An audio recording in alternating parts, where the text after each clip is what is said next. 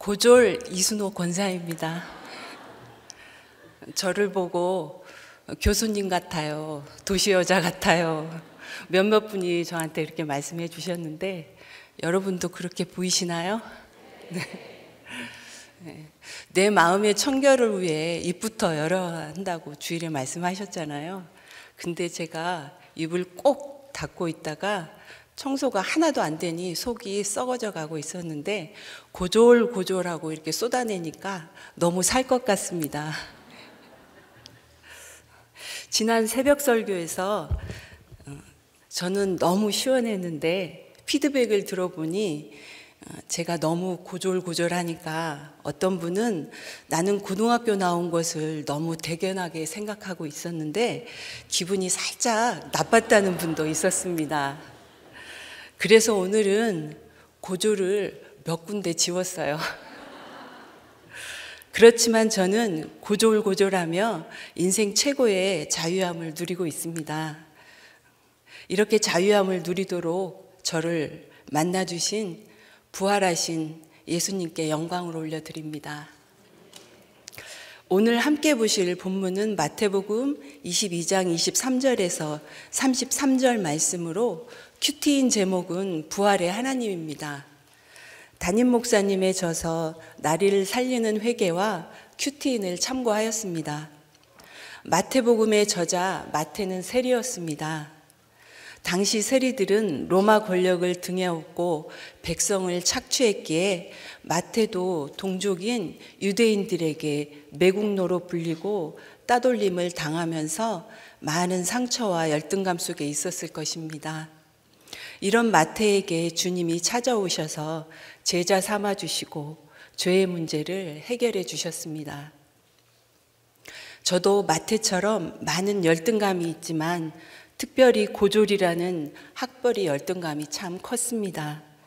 부활의 주님을 몰랐기 때문에 내 안의 욕심과 야망은 숨긴 채 열등감을 극복하고자 열심히 노력하고 뜻대로 되지 않으면 탓을 하며 가족을 얼마나 힘들게 했는지 모릅니다.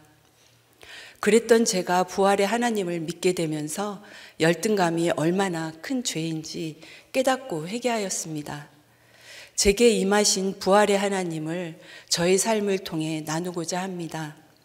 오늘 저와 같은 열등감 속에 있는 분이 계시다면 부활의 하나님을 만나 열등감에서 살아나시면 좋겠습니다. 고난주간인 4월 5일 오늘 큐티인 본문에는 빌라도가 유대 지도자들의 요구대로 예수님을 십자가에 못 박히도록 넘겨주는데요. 예수님은 베드로의 신원 고백을 들으신 이후부터 자신이 고난받고 죽으실 것을 말씀하셨습니다. 21장에 예수님은 그 말씀을 이루시기 위하여 예루살렘에 입성하셨죠. 대제사장과 백성의 장로들은 예수님의 권위 문제를 따졌고 바리새인들은 납세 문제를 따지며 주님을 올무에 넣어 죽이려고 합니다. 이어지는 오늘 본문은 사두개인들이 부활의 문제를 따지며 예수님을 시험합니다. 우리는 이 땅에서도 부활의 하나님을 믿고 천국을 맛보며 살아야 합니다. 그렇다면 어떻게 이 땅에서 부활의 하나님을 믿을 수 있을까요? 부활의 하나님 첫 번째는 부활은 있다라고 해야 합니다. 23절 말씀입니다. 부활이 없다 하는 사두개인들이 그날 예수께 와서 물어 이르되, 사두개인은 다윗과 솔로몬 시대에 대제사장이었던 사독의 후예들입니다. 처음에는 신실했던 사독의 후예들인 이 사두개인들은 사도행전 23장 8절에 보면 사두개인은 부활도 없고 천사도 없고 영도 없다 한다고 했듯이 모세의 오경만을 신봉하며 겉으로만 합리적이고 이성적으로 보이는 잘못된 신앙생활을 했습니다. 그래서 이들은 이 땅에서 부와 권력을 가지고 기득권을 누리다 보며 살다 보니 부활은 없다 하며 오히려 부활할까 봐 걱정인 사람들입니다. 사두개인들은 너무 가진 게 많아 이 땅에서 누리며 사는 것이 좋아 부활이 없다 했지만 저는 한 번뿐인 인생이고 이 땅의 삶이 전부라고 생각했기에 부활이 없다한 사람입니다. 그래서 힘든 환경을 원망하면서도 이 땅에서 무언가 이루어지길 바라며 노력하며 살았습니다. 저는 아버지의 가정폭력과 외도 속에 불화한 가정에서 부모의 따뜻한 돌봄을 못 받고 가난하게 자랐습니다. 초등학교 졸업식에 다른 친구들은 학업 우수상 등 상장을 받고 가족들의 축하를 받으며 사진도 찍고 하는데 저는 한 장의 졸업장만 달랑 들고 혼자 집에 가는 길에 눈물이 나왔습니다. 가난한 환경과 부모의 무관심과 공부도 못하는 저 자신을 생각하며 처량해서 운 것 같습니다. 중학교 입학 전 동네 회관에서 영어를 가르쳐 준다는 말을 듣고 알파벳과 초급 단어, 간단한 영어 문장을 배우고 중학교에 입학했습니다. 입학한 중학생활은 선행을 한 영어 공부 덕분에 공부에 대한 자신감이 얻었고 다른 과목도 공부를 하니 상위권을 유지하였습니다. 평균 90점 이상이면 우수 배지를 줬는데요. 그 배지를 하얀 교복 컬러에 붙이고 자랑스럽게 다녔습니다. 이후 깡촌 시골이었지만 고등학교에서도 1, 2등을 하며 반장도 하고 장학금을 받으며 고등학교를 잘 마쳤습니다. 가정 형편이 어려워 대학을 못 가고 진로를 걱정하고 있을 때 꿈을 꾸었습니다. 제가 간호사가 되어 긴 줄에 서 있는 꿈이었어요. 그런데 다음 날 밭일을 하는 엄마 일을 도우러 호미를 들고 나갔는데 글쎄 밭두렁에 찌라시 한 장이 떨어져 있는 거예요. 주워서 읽어보니 간호학원을 홍보하는 내용이었습니다. 기숙사를 제공하고 자격증 취득 후 100% 취업과 원하면 대학도 갈 수 있다는 내용이었습니다. 세상에 전날 꿈과 맞아떨어지는 것에 너무 놀라 이 길이 내 길인가 보다 하며 바로 상경하여 학원에 등록했습니다. 지금 같으면 읽지도 않고 지나갔을 것이고 혹시 사기가 아닐까 걱정도 되었을 텐데 시골 촌구석에 그런 찌라시가 떨어져 있는 것도 너무 희한했고 아무 의심 없이 상경했습니다. 기숙사는 폐교된 학교를 봉제 공장으로 사용하고 있었는데 그중에 교실 2개를 터서 그 안에 2단으로 짠 앵글에 판자를 대어 한 칸에 2명씩 생활하는 곳이었습니다. 그 3m 크기의 상판이 2사람의 방이었고 거기에 짐도 놓고 거기서 밥도 먹고 잠도 잤습니다. 생활비를 벌기 위해 분식집에서 아르바이트를 했는데요. 우동, 짜장면, 김밥 등이 담긴 큰 쟁반을 들고 시장 골목골목을 다니며 배달을 하고 설거지를 했는데 더러운 물에 설거지를 하다 보니 양손에 수포가 빽빽하게 잡혀서 제가 봐도 너무 징그러웠고 창피해서 손을 숨기고 다녔습니다. 학원비를 내야 하는데 집에서 그마저도 안 보내주니 원감에게 몇 번이나 불려가 독촉을 받았습니다. 그때 대학생들은 데모를 했는데 저는 그 체류탄 가스로 눈물을 흘리며 니들은 부모 잘 만나서 대학 다니며 쓸데없는 짓거리를 하며 사는구나 하고 욕을 했습니다. 어느 날은 너무 배가 고픈데 토큰 하나밖에 없을 때 오빠를 만나면 밥이라도 한 끼 얻어먹을 수 있을까 해서 만났는데 오빠도 형편이 어려웠는지 자판기에서 캔콜라 하나만 뽑아줬습니다. 시간이 갈수록 삶은 더욱 공고해져 좌절이 되었습니다. 당시 길거리에 예수천국 불신지옥이라는 큰 깃발을 들고 전도한 사람들이 있었는데 속으로 그들을 비웃으며 저는 여전히 부활이 없다고 여기고 어떻게든 이 힘든 시간이 지나기만을 바라며 견뎠습니다. 그래도 가끔 너무 힘들어 견딜 수 없을 땐 힘들게 사는 언니를 찾아가 용돈도 받고 오갈 곳이 없을 때는 언니에게 가서 지내며 살 수 있었고, 그렇게 도와준 언니 덕분에 간호조무사 자격증을 딸 수 있었습니다. 종합병원에서 실습을 하던 때가 있었어요. 산부인과 과장인 의사가 제게 다가와서 이제 좋은 단체가 있으니 가보지 않겠느냐고, 밥도 사주고 데리고 다니니까 선뜻 제가 따라갔습니다. 그곳이 이단이라는 소리를 해주는 지체도 없었지만 설령 누가 이단이라고 가르쳐 줬더라도 구속사를 알지 못했던 저는 계속 인정받고 먹고 사는 것이 해결되었더라면 그곳을 나오지 않았을 것 같습니다.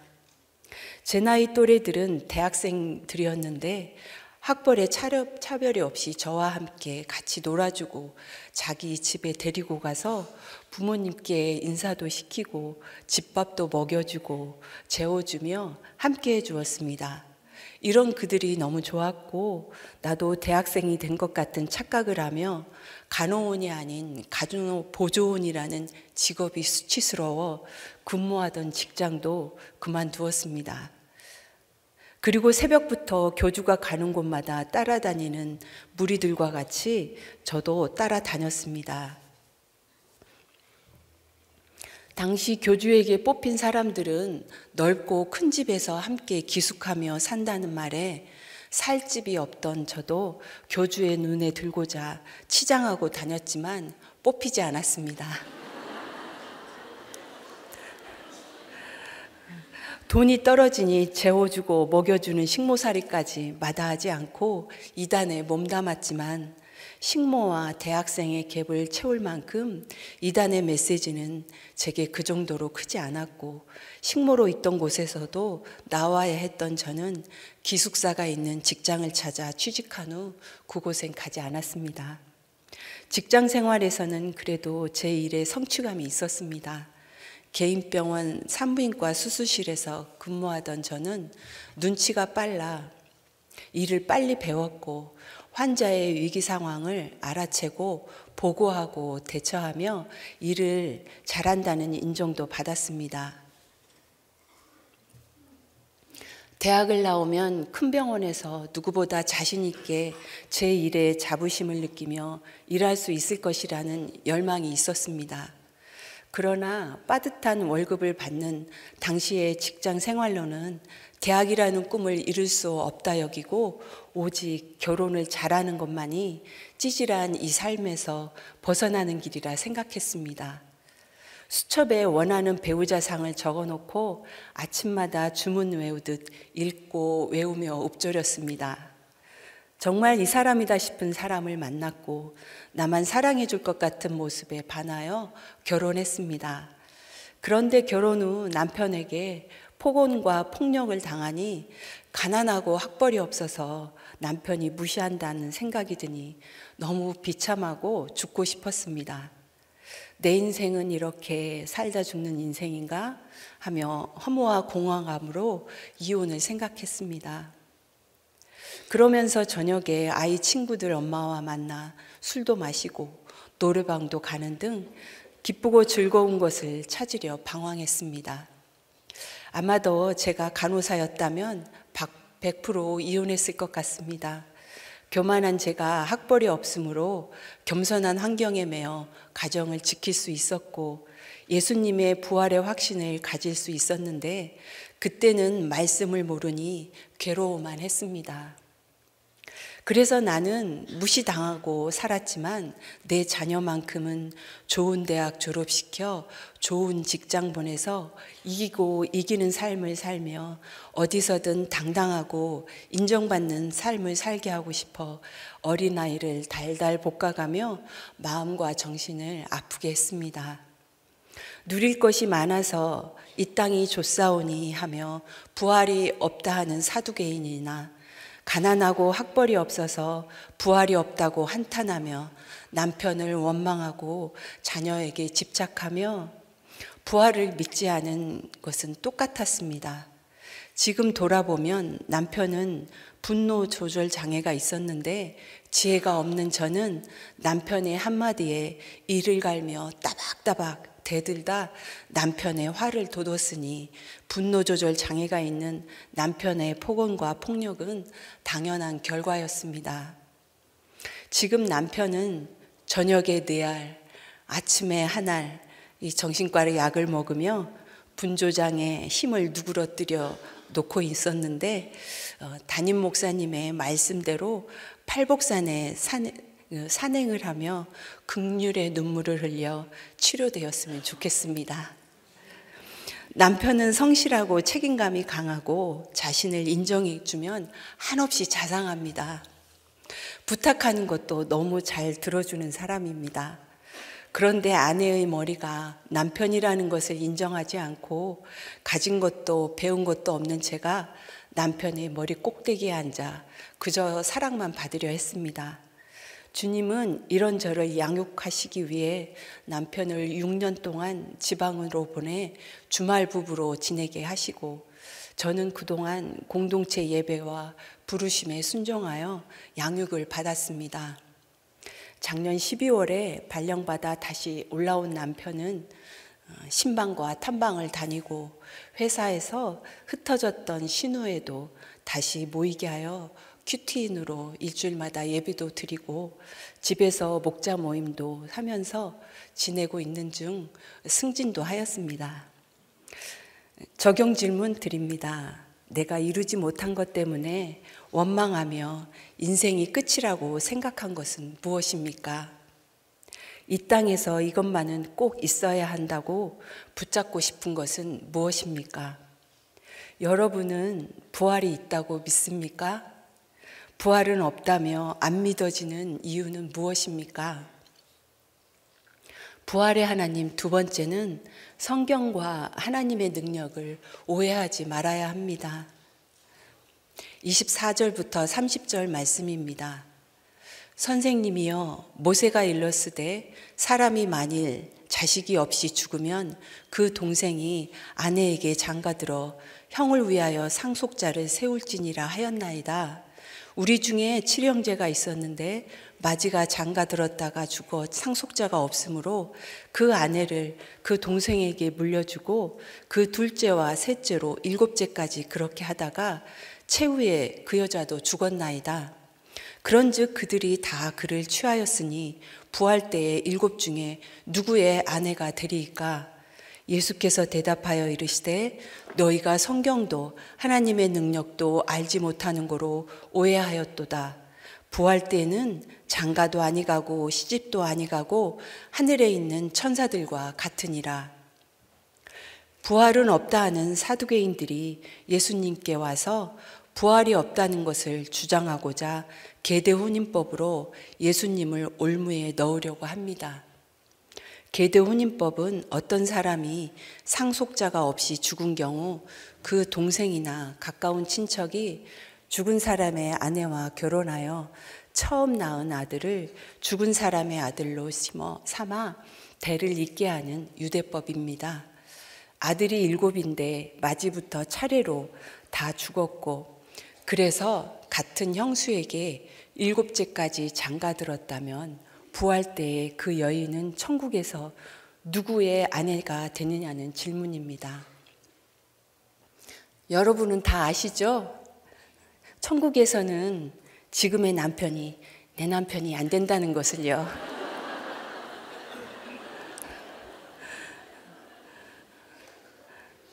남편분도 마찬가지입니다. 내 아내가 천국에서는 안 되는 거예요. 그러니 천국 가실 때까지 견디고 잘 사셔야 각자 천사로 만나실 수 있습니다. 누워있는 사람을 세울지니라 해서 부활이라는 단어가 유래되었습니다. 상속자가 없는 가문을 일으켜 세우는 계대혼인과 죽었다 살아나는 부활이 같은 단어인 것은 계대혼인이 사람을 살리는 것을 의미하기 때문입니다. 계대혼인의 동기는 사랑이고 목적은 사람을 구원하는 것입니다. 우리들 공동체에서 살려야 되잖아 라는 말을 많이 쓰는데, 이 살리는 것이 계대혼인의 의미입니다. 계대혼인의 사건과 환경에서 낙심하고 원망하고 합리화하는 것이 성경과 하나님의 능력을 오해하는 것입니다. 인생의 절반 이상을 원망, 불평하며 열등감과 결핍을 채워보고자 살았으나 삶의 결론이 남편과의 불화이고 자녀가 아프게 된 것입니다. 더는 제 힘으로 할 수 있는 것이 아무것도 없었습니다. 그렇게 낙심해 있을 때 기독교 방송 설교를 찾아 듣던 중 우리들 교회 담임 목사님의 말씀을 듣게 되었습니다. 룻기에 나오미가 피난간 모압 땅에서 남편과 두 아들까지 죽어 허망했을 때 베들레헴에 하나님께서 양식 주셨다 함을 듣고 본향으로 돌아갔던 것 같이, 저도 담임 목사님의 방송 설교와 살아난 분들의 공동체 고백을 듣고 소망을 갖고 공동체로 왔습니다. 성도들이 설교 말씀을 정말 자신에게 주시는 말씀으로 듣고 해석하여 고난과 환난 가운데 살아낸 간증을 하고 자신이 지은 죄를 회개하며 적용하며 살도록 도와달라는 기도를 들으니 그동안 어떻게 살아야 할지 갈바 몰라 방황하던 제 안에 뜨거움이 올라왔습니다.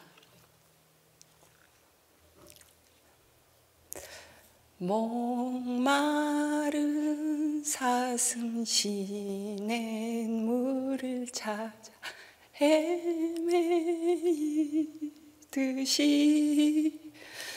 내 영혼 주를 찾기에 갈급하나이다.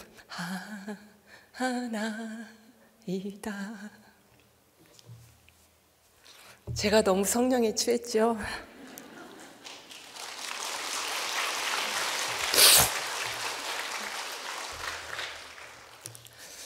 제가 그런 간절함으로 말씀을 들었습니다.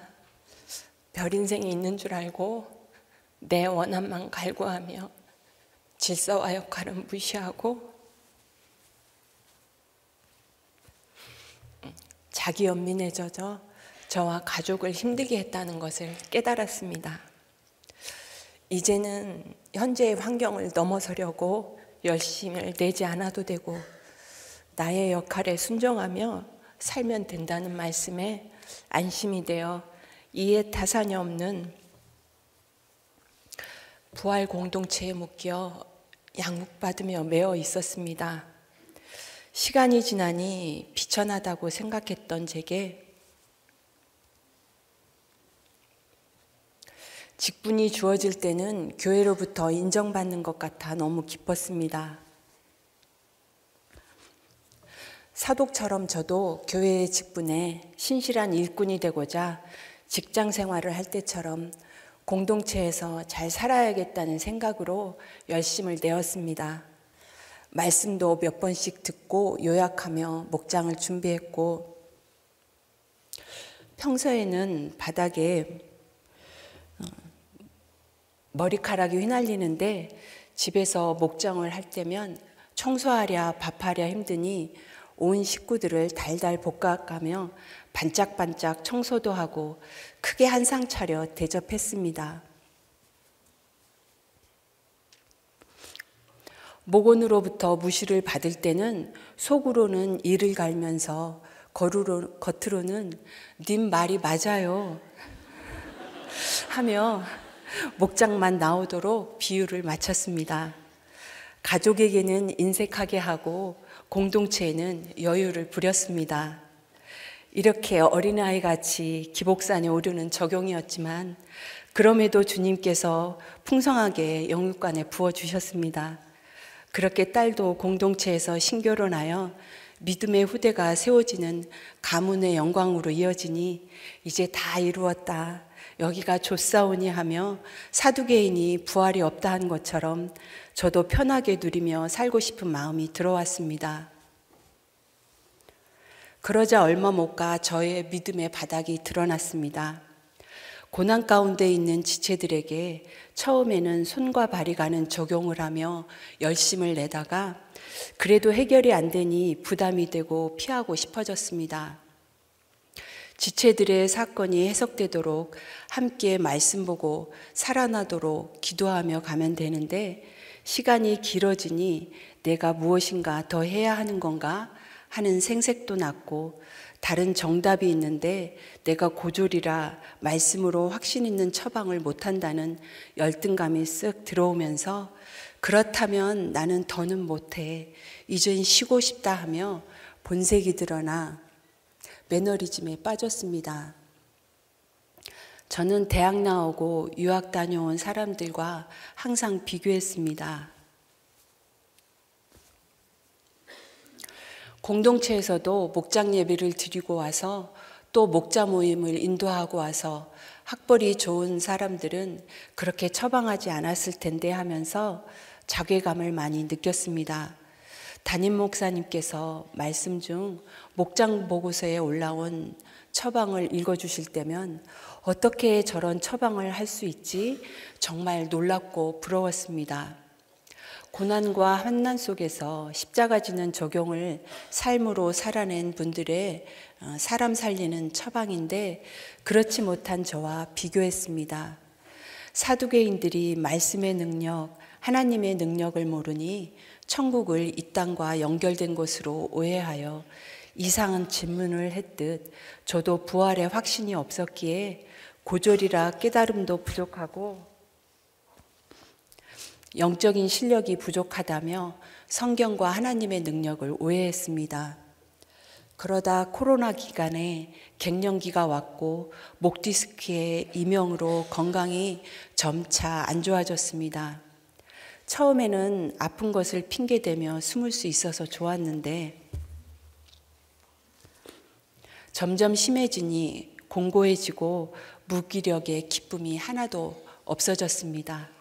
그렇게 가난한 심령이 되어서야 주신 은혜를 잊고 겉과 속이 다른 거짓된 제 마음을 보게 되었습니다. 한눈으로는 팔복산이 하나님을 사모하는 것 같은데 한눈으로는 기복산을 사모하며 두 마음을 품고 있다고 하신 것처럼 죄인 줄도 모르고 열등감에 가득 차 내 힘으로 뭔가 해냈다는 것을 보여주고 인정받고자 욕심과 야망을 숨기고 살았습니다. 마태복음 1장 2절부터 6절에는 가나안 여인 다말, 여리고 기생 라합, 모압 여인 룻, 해쪽 속 우리아의 아내 밧세바가 나옵니다. 이방 여인이고 기생이고 과부이고 가늠한 여자입니다. 다말은 약속의 말씀을 붙잡고 계대 혼인법에 따라 대를 잇기 위해 신전 창기로 변신하여 수치를 무릅쓰고 시아버지 유다에게 들어가 예수 씨를 잉태했습니다. 여리고 기생 라합은 이스라엘 백성이 출애굽 후 38년 동안 가나안 입성이 지연된 때에 가나안으로 들어가는 첫 관문인 여리고성을 열도록 생명을 내놓고 두 정탐꾼을 숨겨주었습니다. 이후 정탐꾼 중에 한 명인 살몬의 부인이 되어 예수님의 조상이 되었죠. 모압 여인 룻은 과부가 되어 시어머니 나오미의 하나님이 내 하나님이라고 고백하고 베들레헴으로 따라가서 시어머니의 권면에 따라 기생 라합의 아들 보아스에게 들어가 예수님의 계보를 이었고 해쪽 속 우리아의 아내 밧세바도 다윗과의 사이에서 솔로몬을 낳았습니다. 그 당시 환경에서 자신의 처지를 생각하면 살고 싶지 않을 정도로 정말 막막하고 수치스러워 힘들었을 텐데 인생의 가장 힘든 흉내낼 때를 이 이방 여인들이 약속의 말씀을 붙잡고 살아냈습니다. 구속사로 살아낸 이 여인들을 마태는 상처가 별이 된 인생으로 예수님의 계보에 찬란하게 올려놓아 2000년이 지난 지금 제게도 읽고 듣게 하셨습니다.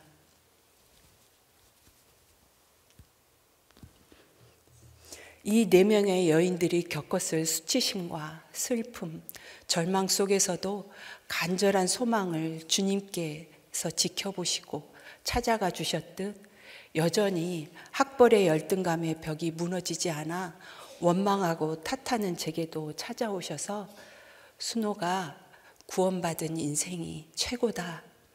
고졸인 너를 내가 지명하여 불렀고 너는 내 것이야. 그러니 이제 안심하고 자존감 있게 살아라 라고 주님이 말씀하시는 것 같이 해석이 되었습니다. 1만 달란트의 빚을 탕감받은 제가 100데나리온의 학벌 때문에 원망 불평했던 것이 부끄러웠습니다. 성경과 하나님에 대한 오해가 풀려 해석이 되니 열등감의 노폐물이 싹 씻겨진 것 같고 이전의 저와 다른 자존감과 기쁨이 생겼습니다. 제 모습이 그렇게 보이지 않나요? 부활이 이것이구나 하며 감동도 되었습니다. 천국은 이렇게 자격이 아닌 오직 주님의 전적인 은혜와 믿음으로 주어짐을 깨달으니 제 인생의 고졸이 아니었으면 이 땅에서 부활을 맛볼 수 없었겠다는 생각이 들었습니다. 왜냐하면 제가 고등학교를 졸업한 이후부터 이 열등감은 어딜 가나 항상 따라다녀서 겉으로라도 겸손할 수밖에 없는 환경에 있었고 남편의 무시와 폭력에 이혼하고 싶어도 환경이 겸손하여 2 아이를 키울 자신이 없어서 못했으니 저희 최고 학력 고졸은 축복이라 하지 않을 수 없습니다. 성경과 하나님의 능력을 오해하고 학벌의 한계를 극복해 보겠다는 것을 보여주고자 열심을 내고 또 좌절하며 공동체에 속해 있던 저의 가증함을 보게 해주셔서 감사합니다. 이 땅은 다 죽습니다. 밑동 잘린 나무와 같은 인생에 부활이 없으면 소망이 없는 인생이죠. 그러니 산자의 하나님을 살아있을 때 꼭 만나야 합니다. 저와 여러분들이 현재의 고난은 잠깐이라 생각하며 천국을 사모하는 마음으로 이 땅에서도 부활을 경험하며 살게 되시길 기도합니다. 적용 질문 드립니다. 설교 말씀과 목장의 처방에 올소이다가 되지 않은 적이 있습니까? 그럼에도 불구하고 공동체의 처방에 순종해서 살아난 경험이 있으신가요? 아니면 여전히 안 돼서 적용 못하고 계신 것은 무엇인가요? 부활의 하나님 3번째는 산자의 하나님이 나의 하나님이어야 합니다. 31절부터 33절 말씀입니다. 죽은 자의 부활을 논할진대 하나님이 너희에게 말씀하신 바 나는 아브라함의 하나님이요 이삭의 하나님이요 야곱의 하나님이로라 하신 것을 읽어보지 못하였느냐. 하나님은 죽은 자의 하나님이 아니요 살아있는 자의 하나님이시니라 하시니 무리가 듣고 그의 가르침에 놀라더라. 부활의 공동체는 하나님의 가족이기 때문에 죽은 자의 부활을 논하려면 하나님의 말씀을 알아야 합니다. 32절에 예수님은 모세오경의 말씀으로 그들의 눈높이에 맞춰 출애굽기 3장 6절의 말씀을 인용하여 대답하십니다. 아브라함과 이삭, 야곱은 옛날에 죽었는데 가시떨기 나무에 나타나신 하나님께서 모세에게 나는 아브라함의 하나님이요 이삭의 하나님이요 야곱의 하나님이로라 라고 과거형이 아닌 현재형을 사용하시면서 산자의 하나님이라고 말씀하셨습니다. 사두개인처럼 우리가 코끼리 뒷다리를 더듬으며 이 땅에서 잘 살기 위해 성경을 보니 오해하는 것입니다. 아브라함은 부인을 팔았고 이삭은 자식을 차별했고 야곱은 형을 속인 데다 돈과 여자를 좋아했으며 모세는 살인을 했습니다. 이렇게 죄짓고 별 볼 일 없는 사람들을 부끄러워하지 않으시고 이들의 하나님이라고 말씀하십니다. 부활은 이런 하나님을 믿는 것입니다. 초등학교 2학년인 어린 딸을 아침 일찍 깨워 등교 전 1시간 이상씩 공부를 해야 학교에 보냈습니다. 아이 수준보다 한참 높은 영어 테이프를 틀어놓고 그림도 없는 영어책의 지문을 짚어가며 듣게 했는데, 저는 아이가 공부하는 방에 갑자기 들어가 확인을 하곤 했습니다. 손가락으로 짚고 있는 손가락이 테이프 소리의 지문과 다르면 30cm 자로 때리기도 하고, 전날 남편과 싸운 날이면 분풀이로 아이가 보는 앞에서 책을 찢기도 했습니다. 아이가 공부를 잘하면 환하게 웃으며 대해주고, 성적이 떨어지면 또 성적이 나쁘면 투명인간 취급을 하며 자녀를 불안과 강박, 공황에 이르게 했습니다. 이렇게 자녀를 몰래에게 넘겨준 것 같이 불 가운데로 지나가게 한 엄마였습니다.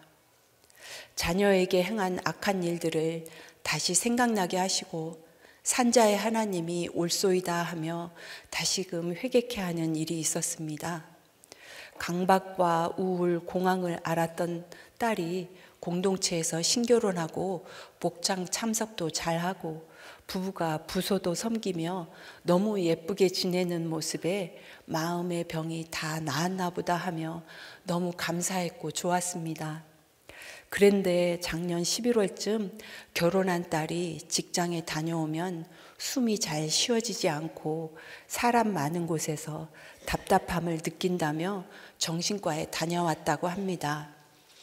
진단 결과 신체화 증상으로 근본적인 원인은 애정결핍이라고 했습니다.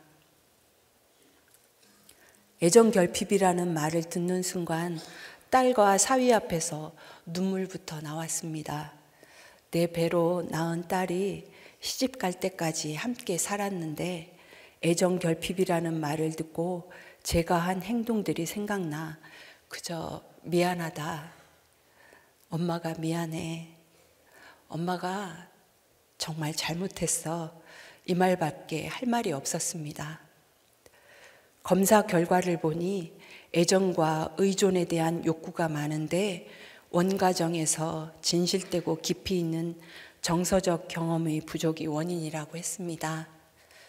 불쾌한 일에 대해 직면하고 함께 나누고 위로받고 위로하는 자연스러운 감정 교류보다는 스스로를 채찍질하며 끊임없이 노력하여 인정받으려 관계를 형성해온 것으로 보이고, 친밀한 관계의 기본인 스스로 사랑받을 만한 존재라는 인식이 부족한 사람으로 평가되고, 친구 관계에서도 자신이 성취나 성공을 하지 않으면 자신을 떠날지도 모른다는 생각이 크다고 했습니다. 제가 어려서부터 고생하며 산 것이 의가 되어 사랑 없이 이기고 이기는 삶만 추구하며 책찍질한 삶의 결론으로 재판관이 되신 하나님께서 제게 주신 판결문 같았습니다. 내 자녀만큼은 한 번뿐인 이 땅에서 당당하고 인정받으며 잘 살려면 강해야 되고 실력이 있어야 한다며 굳고 차가운 얼굴로 엄하게 대했습니다. 성적이 나쁘면 싸늘하고 차가운 눈빛으로 대하며 달달 볶았습니다.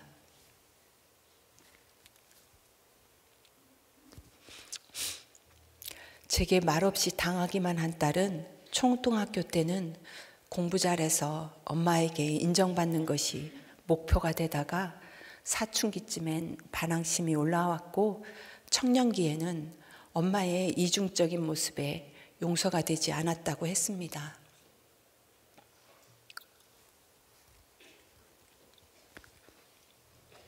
얼마 전 딸에게 전화해서 얼마나 힘들었냐고 엄마가 너무 미안해 라고 다시 사과했더니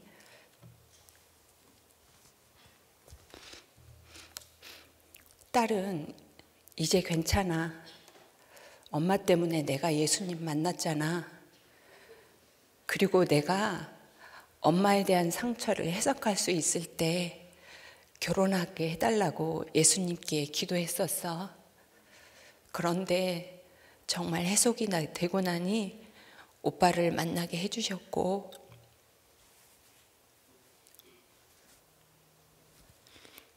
결혼한 지금 너무 편하고 좋아 라고 했습니다.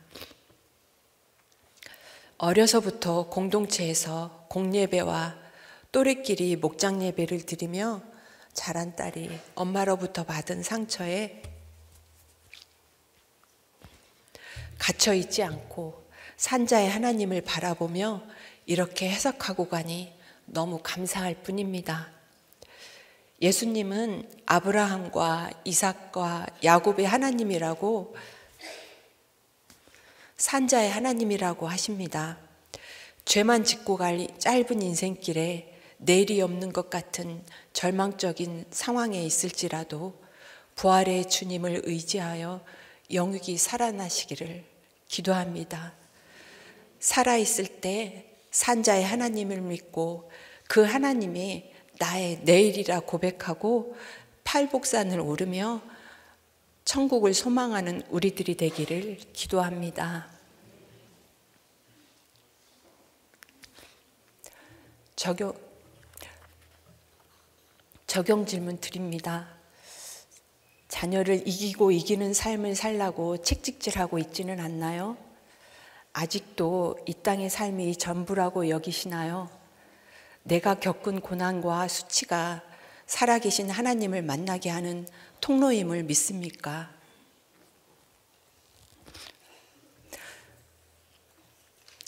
부활은 있다 하는 자가 사람 살리는 사명으로 이어집니다. 성경과 하나님의 능력을 오해하지 않고 이해하려면 공예배와 목장 예배에 참석하고 큐티하며 양육받고 가야 합니다. 살아있을 때 산자의 하나님을 믿어야 합니다. 어떤 죄를 지었어도 아브라함의 하나님, 이삭의 하나님, 야곱의 하나님이 내 하나님이 되어주실 것을 믿고 긍휼을 구하며 가시를 기도합니다. 네, 저한테는 너무 안심인데, 네, 여러분께서는 좀 서운하실 수도 있으실 것 같습니다. 네, 기도하시겠습니다. 하나님 아버지, 열등감에 사로잡혀 허우적대던 저를 이렇게 살려주셔서 감사합니다. 부활은 없다며 한 번 사는 인생,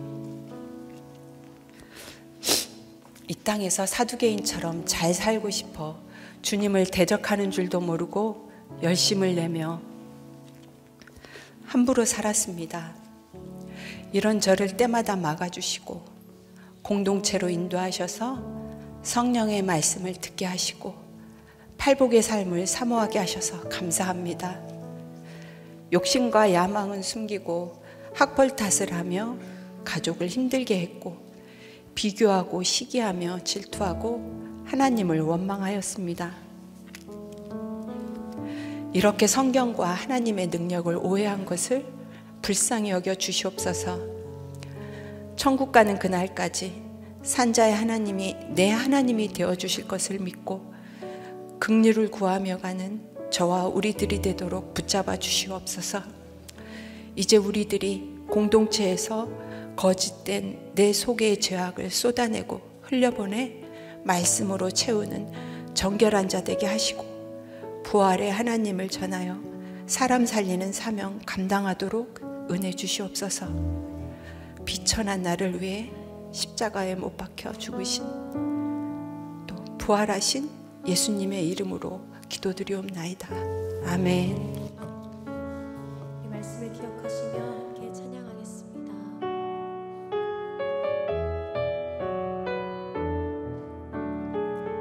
나의 안에 거하라, 나의 안에 거하라. 나는 내 하나님이니 모든 환난 가운데 너를 지키는 자라. 두려워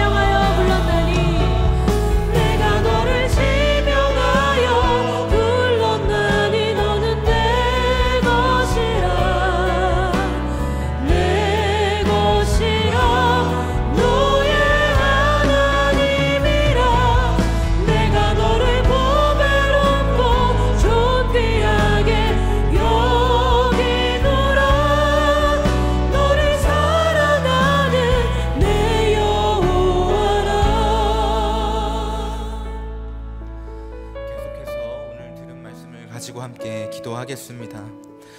고난주간 오늘 주신 말씀을 통해 나를 찾아오신 하나님을 만났습니다. 산자의 하나님, 부활의 하나님, 찌질한 나의 하나님이 되어주신 그 하나님을 만났습니다. 귀로 듣던 하나님을 눈으로 보기까지 오늘 권사님은 인생의 절반을 원망으로 불평했다고 하셨습니다. 열등감과 결핍으로 스스로 비참한 인생이라 여기며 학생의 때에는 가난한 환경과 부모님의 무관심이 처량해서 울고, 결혼해서는 남편에게 당하는 폭언과 폭력이 학벌이 없어서 무시당하는 것 같아 비참했다고 하셨습니다. 오늘 여러분은 어떤 일 때문에 울고 또 비참하십니까? 나의 비참함은 죽은 자를 살리는 하나님을 오해하기 때문입니다. 하나님을 오해하고 성경을 오해하기 때문입니다. 한눈으로는 기복산을, 한눈으로는 팔복산을 바라보며 죄의식도 없이 다초점의 생활을 하기 때문입니다.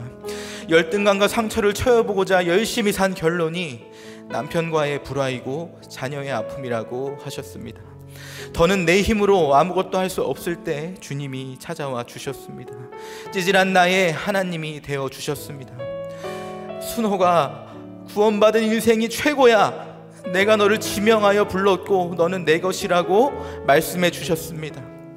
밑동 잘린 나무와 같은 인생에 부활이 없으면 소망이 없는 인생입니다. 이 시간 산자의 하나님, 부활의 하나님께 내 마음에 찾아와 달라고 기도합시다. 하나님을 오해하고 성경과 공동체를 오해하는 거짓된 마음을 바로보게 해달라고 기도합시다. 하나님, 내 마음이 너무 더럽습니다. 매일매일 더러운 마음이 올라옵니다. 내 입을 열어 고백하게 해달라고 기도합시다. 청결하게 해달라고 기도합시다. 열등감과 상처로 비참한 인생, 찌질한 나의 인생에 주님 찾아와 달라고, 나의 하나님이 되어달라고 주여 한번 부르고 기도하시겠습니다. 계속해서 가정을 위해서 기도하겠습니다. 하나님께서 나에게 찾아오시기 전까지는 우리는 죄를 알 수 없습니다. 딸의 애정결핍과 공황장애 앞에 우리는 미안하다, 내가 잘못했어, 당신이 나보다 옳소이다라는 말밖에는 할 말이 없습니다. 내 마음의 청결을 이루라고 끊임없는 가정의 사건과 질병을 허락하십니다.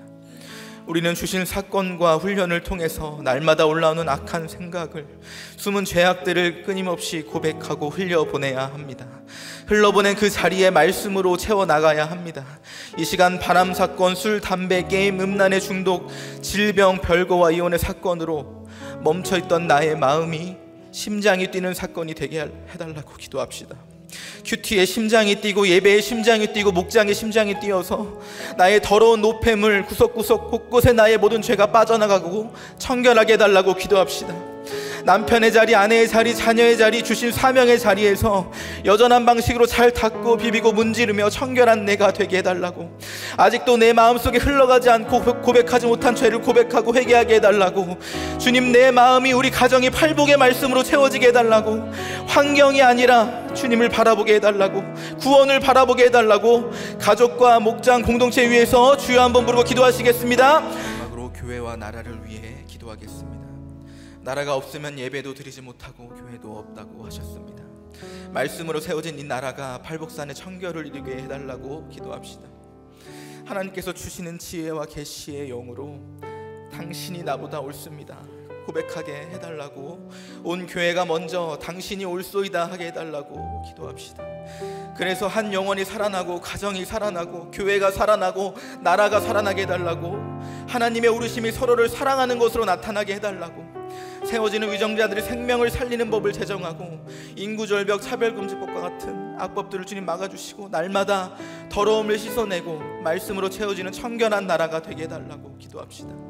날마다 애통함으로 교회와 나라에 그리고 나의 청결을 위해 한 사람에게 말씀을 전하며 부르짖으시는 담임 목사님의 영육을 보호해 주시고, 구속사의 말씀을 듣는 모든 사람들이 귀로 듣던 주를 눈으로 보는 시력을 갖게 해달라고, 우리 교회와 나라를 지켜달라고, 공동체를 지켜달라고 주여 한번 부르고 기도하겠습니다. 거짓된 마음과 행실로 열등감과 상처로 죽을 수밖에 없는 죄인의 인생에 찾아와 주셔서 감사합니다. 여전히 날마다 눈만 뜨면 더러움이 올라와 말씀으로 공동체를 흘려보내지 않고는 살 수 없는 죄인입니다. 내 힘으로는 아무것도 할 수 없기에 차별의 상처로 ADHD로 애정결핍으로 거짓말하고 위조하는 찌질한 인생에 비비고 닦으며 더러움을 고백할 수 있는 공동체를 허락해 주셨습니다. 부인 팔고 자녀를 차별하고 속이고 음란하고 살인하는 죄인들을 주님은 부끄러워하지 않으시고 아브라함의 하나님, 이삭의 하나님, 야곱의 하나님, 모세의 하나님이라고 말씀해 주십니다. 나도 내 자신이 부끄러운데 이런 찌질한 나의 하나님이라고 말씀해 주십니다. 이제는 채워주시는 말씀으로 귀로 들은 주님을 바라보는 시력을 갖게 하여 주시옵소서. 내 마음의 청결을 위해서 질병과 각종 중독 이온으로 상처받고 있는 가정과 목장 공동체를 나보다 옳다고 고백하게 하여 주시옵소서. 날마다 올라오는 악을 입을 열어 흘려보낼 때마다 채워지는 말씀과 사랑으로 가정이 회복되고 중수될 수 있도록 주님 불쌍히 여겨 주시옵소서. 말씀으로 세워진 이 나라를 주님 긍휼히 여기셔서 유정자들과 지도자들이 하나님을 경외하고 차별금지법, 동성결혼과 같은 악법을 주님 막아주시고 온 교회와 나라가 거짓되고 더러운 마음을 회개하고 청결을 이루도록 주님 인도하여 주시옵소서. 구속사 말씀으로 세워진 우리들 교회를 주님 지켜주시고 날마다 애통한 마음으로 한 영혼을 위해 말씀을 전하시는 담임 목사님의 영육을 보호하여 주시옵소서. 전해주시는 말씀을 통해 이제는 주님을 바라보는 시력을 갖게 하여 주시옵소서. 세계 곳곳에서 선교 사역을 감당하시는 선교사님들을 보호하여 주시고 구원의 열매와 말씀의 역사가 끊이지 않게 도와주시옵소서.